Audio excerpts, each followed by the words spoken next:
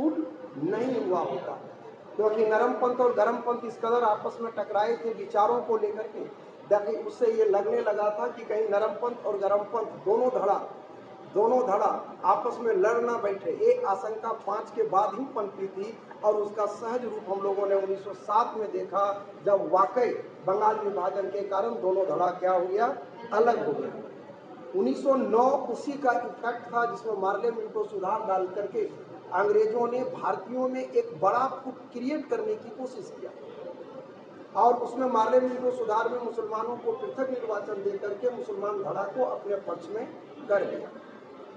1909 की राजनीतिक घटनाक्रम के बाद यह भी समझ में आ चुका था अंग्रेजों को कि भारत में पनपती राष्ट्रीयता इतने चरम रूप पर है कि उस राष्ट्रीयता का प्रभाव बना रहेगा और दिन प्रतिदिन बढ़ता रहेगा, क्योंकि राष्ट्रवादी तबके को एक मुद्दा हाथ लग चुका है। वो मुद्दा कुछ और नहीं तो रह के मांग यही होगा कि मेरी मांगे पूरी करो, बंगाल विभाजन रद्द करो। तो बंगाल विभाजन के मुद्दे को समाप्त करना ब्रिटिश हुकूमत के नियति का एक हिस्सा बना और इसी का परिणाम था कि 1911 में दिल्ली दरबार का आयोजन किया गया, जिसके चीफ गेस्ट थे कौन, जॉर्ज पंचम और महारानी मेरी। जॉर्ज पंचम और महारानी मेरी, और यही जॉर्ज पंचम और महारानी मेरी, जॉर्ज पंचम और महारानी मेरी, जॉर्ज पंचम और महारानी मेरी के आगमन के बाद की ये घटना थी। जॉर्ज पंचम और महारानी मेरी के आगमन की बात की क्या घटना थी कि उसी मीटिंग में 3 प्रस्ताव पारित किए गए। बंगाल विभाजन रद्द किया गया, बंगाल से बिहार और उड़ीसा को अलग किया गया और राजधानी कलकत्ता से दिल्ली लाई गई। और इन तीनों प्रस्तावों को 1911 में पारित कर दिया गया। 11 के बाद आ गया 12 और 12 में इन तमाम प्रस्तावों को लागू कर दिया गया। तो अगर प्रस्ताव वर्ड पूछेगा तो 11 होगा, लागू वर्ड पूछेगा तो 12 होगा। एकदम यहाँ तक बुझा गया है। अब 12 के बाद 13 में आज पढ़ोगे गदर क्रांति। 11 भारतीय स्वतंत्रता संग्राम एक तीखा मोड़ ले चुका है।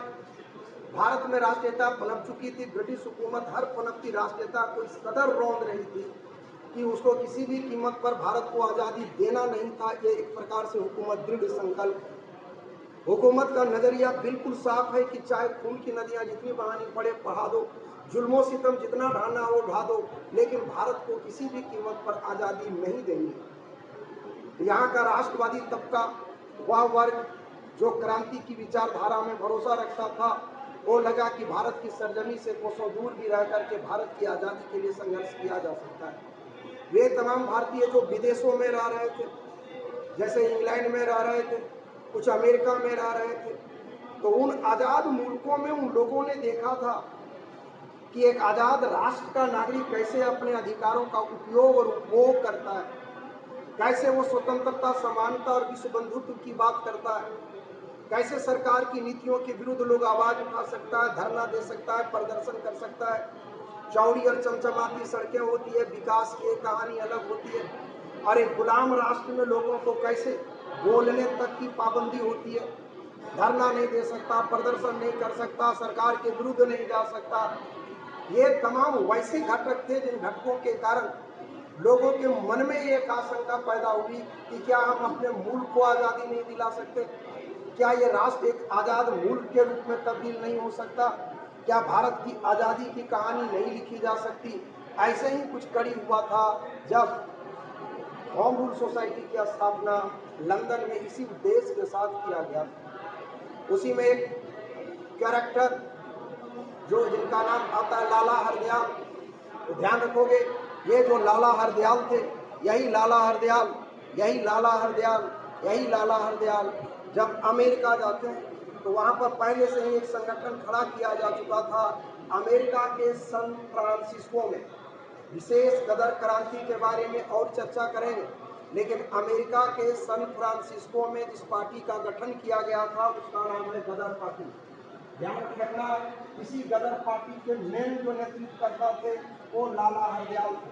सोहन सिंह भाटना ये सब आते हैं, लेकिन लाला इन लोगों ने संगठन तो खड़ा किया था, लेकिन उस संगठन को चलाने के लिए, संगठन को आगे बढ़ाने के लिए जो योग्य और काबिल तारीफ नेतृत्वकर्ता की जरूरत थी, वो नेतृत्वकर्ता उनको तब मिला जब लाला हरदयाल अमेरिका पहुंचे। ध्यान रखना, अमेरिका के सन फ्रांसिस्को में, कहाँ बोल रहे हैं हम? अमेरिका के सन फ्रांसिस्को में, अमेरिका के सन फ्रांसिस्को में, अमेरिका के सन फ्रांसिस्को में, अमेरिका के सन फ्रांसिस्को में किस पार्टी का? गदर पार्टी के नेतृत्वकर्ता कौन हो गए? लाला हरदयाल। कौन हो गए? कौन हो गए? कहाँ पर स्थापना है? अमेरिका के सान फ्रांसिस्को में। अमेरिका के सान फ्रांसिस्को में कब? 1913 में। 1913 में यहाँ पर 11 लोगों ने चंदा जमा किया, अस्त्र शस्त्र गोला बारूद तक जमा किया। अब एक उचित अवसर की तलाश में थी कि वो अवसर कब मिले। तुम जानते हो कि 1914 में प्रथम विश्व युद्ध की शुरुआत हुई थी, और प्रथम विश्व युद्ध की शुरुआत हुई थी, उसमें इंग्लैंड की भी सहभागिता थी, उसमें इंग्लैंड भी भागीदार था। तो इन लोगों को, गदर क्रांतिकारियों को लगा कि यही वक्त है, सही वक्त है जब हम बड़ा और कड़ा डिसीजन लें। एक साथ ब्रिटिश हुकूमत दो मोर्चे को संभाल नहीं पाई। अगर हम भारत की आज़ादी के लिए संघर्ष कर देते हैं, अगर हम भारत की आज़ादी के लिए संघर्ष कर देते हैं, ब्रिटिश हुकूमत के पास दो ही ऑप्शन होगी, या तो वो प्रथम विश्व युद्ध में ताकत लगा दे, तो भारत में उसकी ताकत कमजोर पड़ जाएगी, और अगर भारत में ब्रिटिश हुकूमत ताकत लगाती है तो वो प्रथम विश्व युद्ध में कमजोर पड़ जाएगा, और विश्व स्तर पर कोई भी कैरेक्टर अपनी छवि किसी भी कीमत पर खराब करना नहीं चाहे। सीन समझ में आ रहा है? बोले बुझा रहा है? बुझो ना। हम बात कर रहे हैं किसका? गदर क्रांति। खेत में ऑब्जेक्टिव में दिमाग में रखना, 1913 में अमेरिका के सान फ्रांसिस्को में इसके दो मेन लीडर हैं। बाकी इसका मैगजीन क्या है, अखबार क्या है, कैसे ये एक्ट किया, क्रांतिकारी आतंकवाद जब पढ़ाएंगे तो इसको और विशेष तोड़ेंगे, क्योंकि अभी इतिहास के एक एक साल को रखवा देना है, उसी मोड़ पर काम कर रहे हैं। तो वहां पर अमेरिका के सान फ्रांसिस्को में लाला हरदयाल के नेतृत्व में ये हुआ। 14 एक उपयुक्त समय आ गया, क्योंकि प्रथम विश्व युद्ध आरंभ हो चुका था, और वही प्रथम विश्व युद्ध के समय इन लोग गदर क्रांतिकारी आ जाते हैं अमेरिका से भारत। लेकिन 11 गद्दारों की कोई अपनी जमात नहीं होती। उन्हीं लोगों में से किसी ने ब्रिटिश हुकूमत को पूरी सूचना, पूरी जानकारी दे दी, इसको ब्रिटिश हुकूमत। तो ब्रिटिश हुकूमत पूरी चीज जान चुकी है, और यही कारण था कि जैसे ही गदर क्रांतिकारी भारत को पहुंचे, जैसे ही गदर क्रांतिकारी भारत को पहुंचे, गदर क्रांतिकारियों के पहुंचते के साथ ही उन लोगों को गिरफ्तार कर लिया जाता है। ज्यादातर को गांव से बाहर नहीं निकलने की सजा दी जाती है। बचपन में उन लोगों के साथ बड़ा बुरे तरीके से बर्ताव किया गया, और किस प्रकार 1913 में आरंभ किया गया गदर क्रांति, 14 में अपनी मौत मर जाता है। लाला हरदयाल की गिरफ्तारी के साथ ही गदर क्रांति समाप्त हो जाती है। लेकिन ये बतलाता है कि राष्ट्र के प्रति समर्पण का क्या भाव होता है, और चाहे तुम जहां कहीं भी रहो, राष्ट्र के लिए कोई ना कोई कदम उठा सकते हो, तो दृढ़ इच्छा शक्ति की जरूरत होगी। ऑब्जेक्टिव में 1913 अमेरिका का सान फ्रांसिस्को, लाला हरदयाल और सोहन सिंह भाकना। कौन? सोहन सिंह भाकना। 13 समाप्त है, हाँ या ना? अब ले लो 1914 में एक घटना दिमाग में रखना, प्रथम विश्व युद्ध की शुरुआत। 14 में क्या हो गया? प्रथम विश्व युद्ध की शुरुआत। 14 में कब है? प्रथम विश्व युद्ध की शुरुआत। 14 में क्या है? डन है। 14 के बाद ले लो 15। 15 की घटना को लो। 15 में दो बड़ी घटनाएं आती है यार। 15 में आता है गोपाल कृष्ण गोखले और फिरोज शाह मेहता की मृत्यु। किस किस कैरेक्टर की? गोपाल कृष्ण गोखले। ये वो गोपाल कृष्ण गोखले हैं जो महात्मा गांधी के राजनीतिक गुरु हैं। कौन? गोपाल कृष्ण गोखले। कौन? कौन? कौन? किसके? महात्मा गांधी के राजनीतिक गुरु। ध्यान रखोगे, गोपाल कृष्ण गोखले। और दूसरा, नरम पंथियों के बेताज बादशाह किसके? नरमपंथियों के बेताज बादशाह। कौन? फिरोज शाह मेहता। कौन? कौन? कौन? फिरोज शाह। फिरोज शाह क्या थे? नरमपंथियों के बेताज बादशाह। डन है ये दोनों की मृत्यु। लेकिन कहानी आरंभ होता है यहीं से महात्मा गांधी का। महात्मा गांधी 1915 में भारत को लौटकर वापस आ गए। कौन थे गांधी यार? तो यारा गांधी तुम जानते हो 2 अक्टूबर 1869 को गांधी का जन्म हुआ था। ये अपने पिता की तीसरी बीवी के चौथे संतान या चौथी बीवी के तीसरे संतान थे जी। पढ़ा लिखे में ढेर तेज नहीं थे, एवरेज बोका थे। कौन? प्रकृति से जिद्दी भी थे और शक्की भी थे। राइटिंग इनका बड़ी खराब था। एनसीईआरटी की तमाम देखना, पेज नंबर 2 में सिग्नेचर मिलेगा। 2 अक्षर के गांधी है, इतना जगह नहीं है एक बीता। समझ में आ जाएगा कि राइटिंग कितना बढ़िया खराब था इनका, महात्मा गांधी का। तभी नहीं कहे थे कि हस्तलिपि का खराब होना अधूरी शिक्षा की पहली पहचान। हैंडराइटिंग का खराब होना प्रमाण पत्र है कि तुम पढ़े में तेज नहीं था, तुम बोका था। लेकिन एक से एक खराब राइटिंग वाला तुम्हें देखा देंगे तेज रहता है। बात समझ में आ रहा है? तभी गांधी कहते हैं कि पक्के घड़े पर मिट्टी नहीं थोपी जा सकती। हम पूछते हैं कि पक्कल घड़ा मिट्टी काहे थोपेगा, चला नया घड़ा नहीं ले आएगा। बात समझ में आ रहा है? राइटिंग बदला जा सकता है, मास्टर होना चाहिए, नए भरोसा है हमारे पास आना, हम सुधार देंगे। हम अपने सुधारे हैं। इतना मस्त लिख रहे थे ना कि हम अपने नहीं पढ़ पाते। ठीक है, तो लगा कि यूपीएससी में साला वो कैसे पढ़ लेगा, तो एक करके 1.5 साल तक एकदम स्लो मोशन में लिखे हैं, खाखा दूर आए हैं, और बाद इस लायक हो गया है कि कोई भी पढ़ सकता है। तो बड़ा नया ला करने में ही भलाई है। उसके इनका कुल खानदान शुद्ध शाकाहारी था यार, खानदानी शाकाहारी। तो अगर खानदान शाकाहारी होगा, बदला वो सब नहीं देखते हो, मीट वूट कटल मांस देखेगा तो उल्टी करने लगेगा, छी छी कैसे खाता, हाय राम। पैतरा तुम लोग हो कि हाँ? अरे बहुत मजा लगता है खाने खा देखो। आओ क्या तो तुम्हारा कब है दौड़ने जीडी का? हम तू ढेर एक हुआ 80-90 लड़का दौड़ रहा है। जरा छोटी लड़की ना सबका हो गया, भगवान ने दौड़ पाएगी नहीं।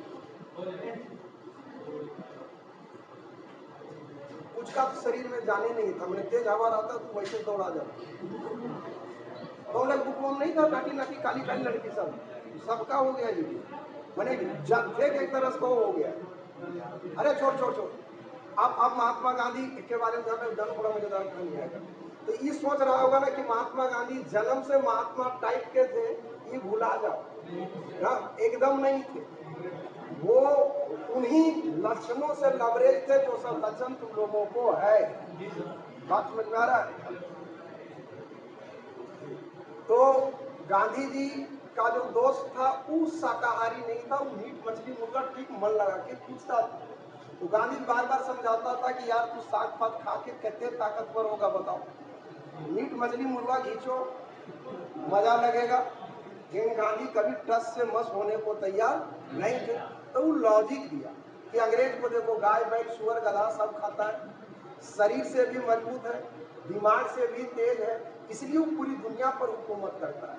तो साग पात खा के शासित हो सकता है, कभी शासक नहीं बन सकता। ये हम नहीं कह रहे, ये महात्मा गांधी के दोस्त ने गांधी को कहा। तो गांधी को भी ज्ञान की प्राप्ति हो गई, लगा कि खाया जाए। तो यार हम खाए, खाने के बाद बोल रहे थे कि लग रहा था कि खाट के नीचे बकरा भी नहीं आ रहा। बात समझ में आ रहा है कि खाट के नीचे बकरा भी नहीं आ रहा। तो वो अपनी बात को उनको रखना था वो रखे, लेकिन फिर वो खाए वाए नहीं। उनके माता पिता समझदार थे, बचपन में ही उनका दुख दूर कर दिए, मतलब शादी कर दिए। कम तकलीफ वाला बात होता है। गांधी जी को हो गई शादी, तो शायद उस वक्त 7वां या 8वां पढ़ते हो, तो उनकी बीवी जो थी कस्तूरबा वो पुजारन थी, तो मंदिर जाती थी पूजा करने। गांधी को लगता था कि मंदिर एक बहाना है, उससे मिलने जाना है। बात फरियाया, तो टाइम टू टाइम ठोकते रहते थे कि हम नहीं कर, ये गांधी जी से लोग सीख सकता है। अभी तो दोनों मानवाधिकार की बात करने लगती है, अभी कार्यक्रम चलता है, शादी बात नहीं हुई एक बार भी है, आदत छूट जाएगा।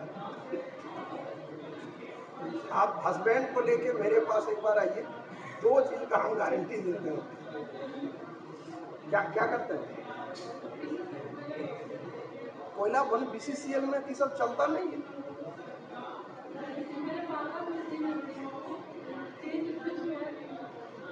पापा लेते थे कि नहीं जुमा प्रेस, जिंदगी अधूरा हमको भेटाइए, मेरे हमसे बंद करें।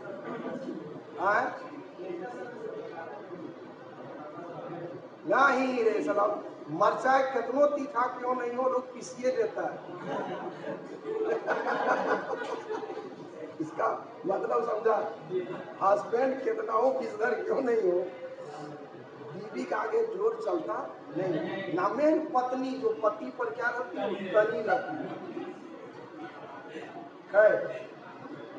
तो गांधी हंसो मत, तो लोग जितना कष्ट सहती हैं बचपन से, सब एक ही आदमी पर कसर उतरता है कि तेरे कारण हम धूप में नहीं निकले।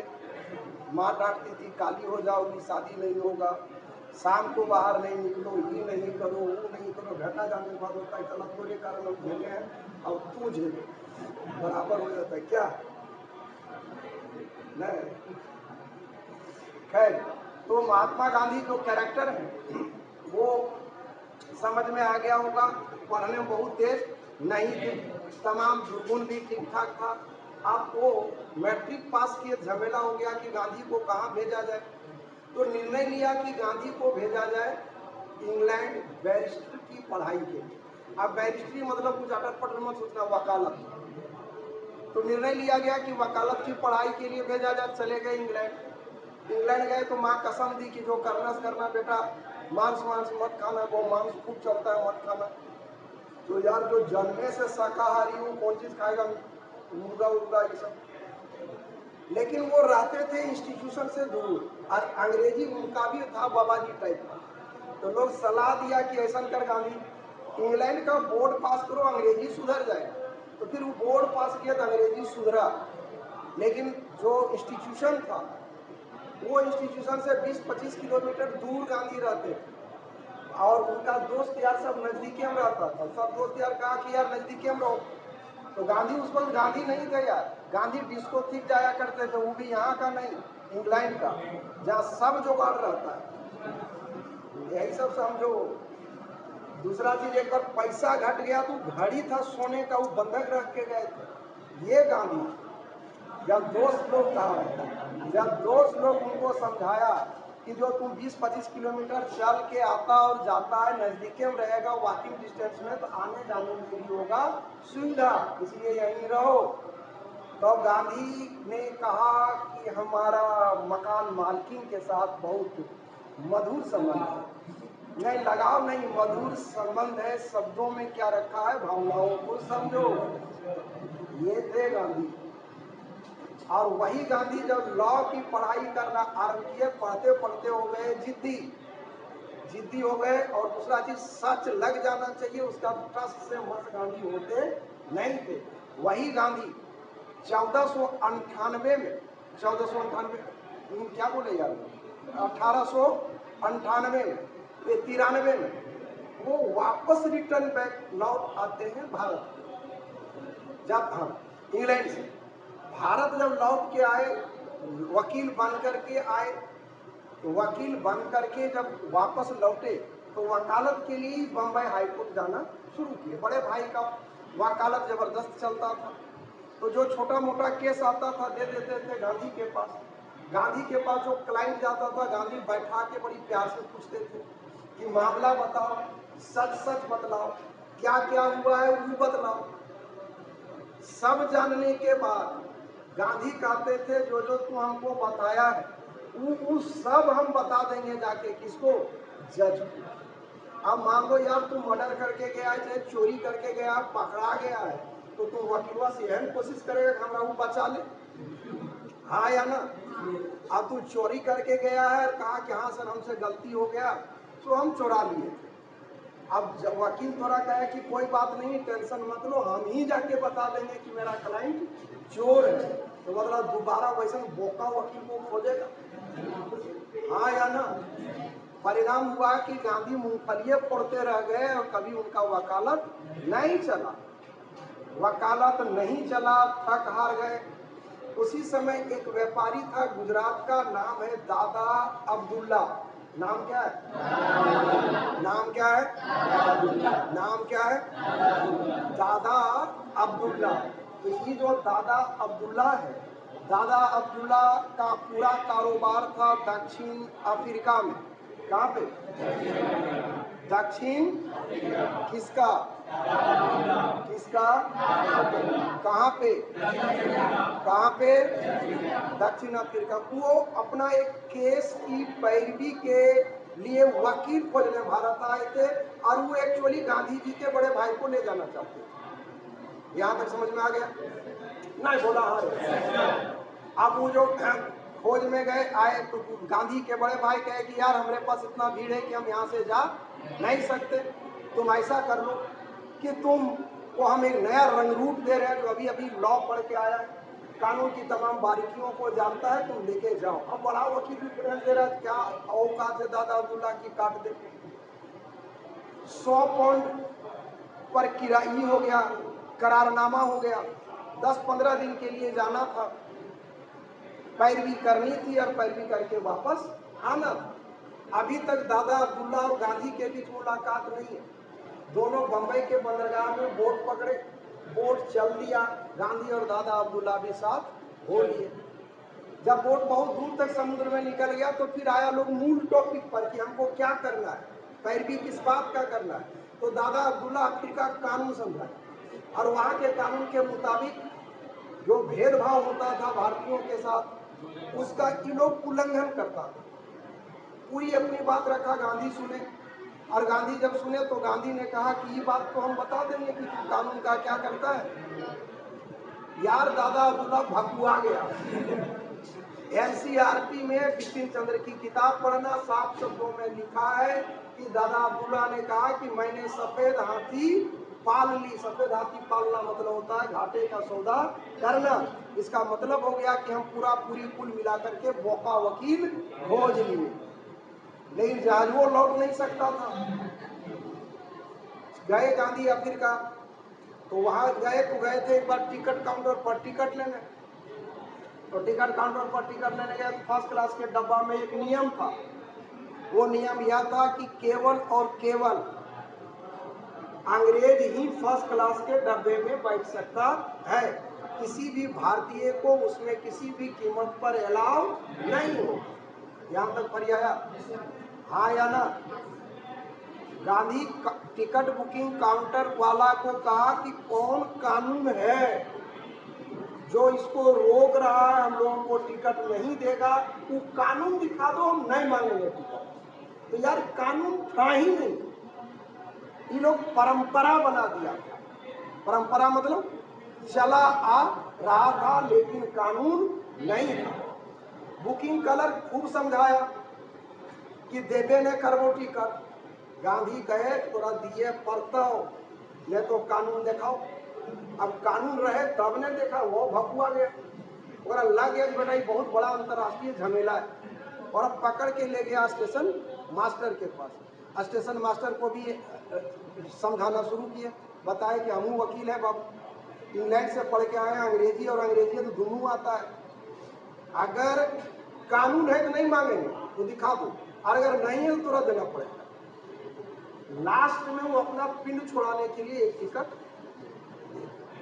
गांधी फर्स्ट क्लास के डब्बा में, सारा पार्टी अंग्रेज, गोरा गोरा, और गांधी रंग रूप देखिए रहे हो, लगने लगा चला हंसों के बीच बगुला कान घुस गया।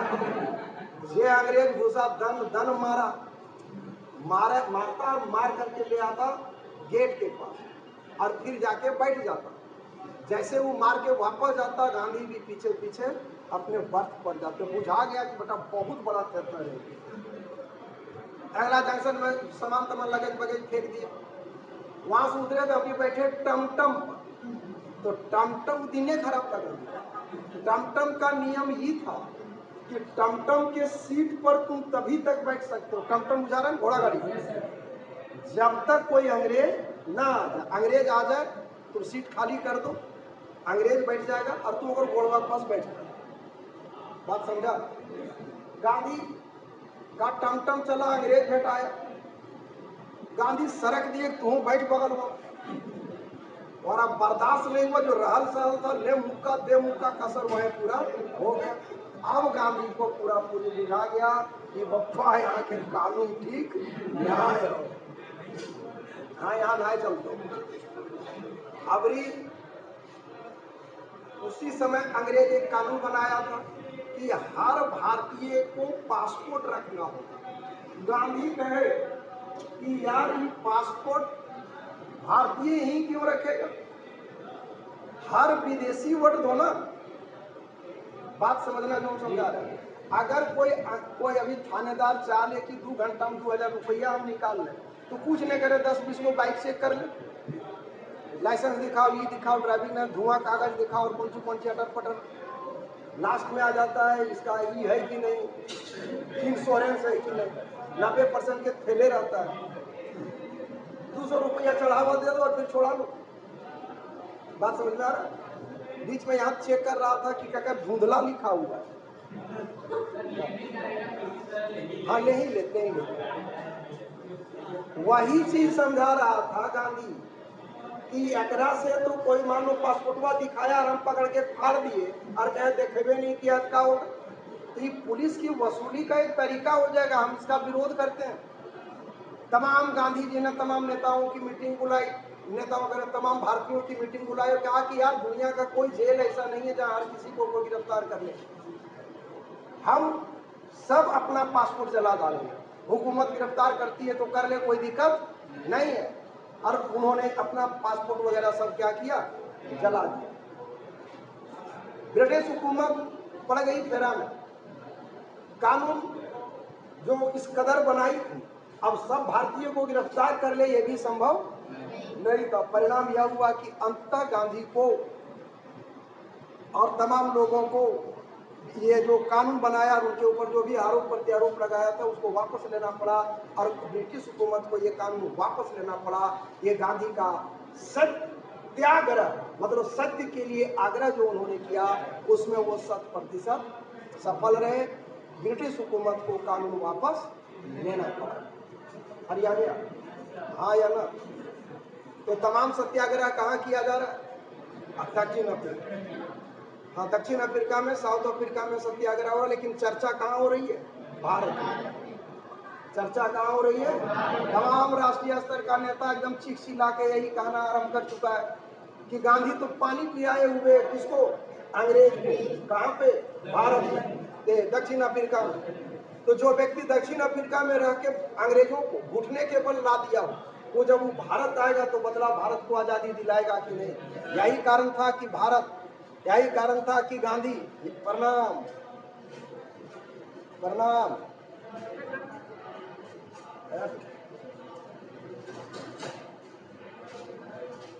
झूठम लगा रही है।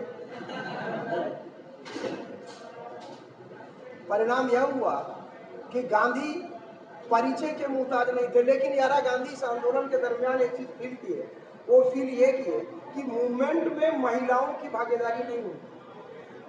कोई भी आंदोलन वगैरह में महिलाएं जल्दी भाग नहीं ली, लेकिन तकदीर गांधी ठीक था। उसी समय उन्हीं दिनों एक कानून बनाया, और वो कानून यह बनाया गया कि जिन लोगों की शादी ईसाई रीति रिवाज से नहीं हुआ, बात समझ में आया? कि जिन लोगों की शादी ईसाई रीति रिवाज से नहीं हुआ है, वह शादी अमान्य घोषित किया जाता है। अब तुम ही बतलाओ यार, कोई हिंदू ईसाई रीति रिवाज से ब्याह करेगा कि आए? कोई मुसलमान करेगा क्या? तो सबकी बीवी अवैध हो गई, हाँ या ना? और सबका बच्चा भी अवैध हो गया। बात समझ में आ रहा है? गांधी जब मूवमेंट आरंभ किए तब क्या पुरुष क्या महिला, महिला लोग जाती तो अपना टेनिया सबको ले जाती, अरे बुतरू बुतरू लेके निकलती है। और जबरदस्त और भयानक विरोध हुआ, और उस विरोध का परिणाम यह हुआ कि अंततः इस विरोध का परिणाम यह हुआ कि अंततः इस विरोध का परिणाम यह हुआ कि अंततः ब्रिटिश हुकूमत को ये कानून वापस लेना पड़ा। और इस प्रकार गांधी की कर्मभूमि प्रारंभिक जो बना वो अफ्रीका बना, लेकिन चर्चा भारत की गलियों में जबरदस्त हुआ। और वही गांधी जो तुमको बोले 1893 में लौट के आए थे और पुनः अफ्रीका उसके बाद जो गए थे, वो लौट करके 1915 में भारत को आए। हरियाणा हाँ या ना?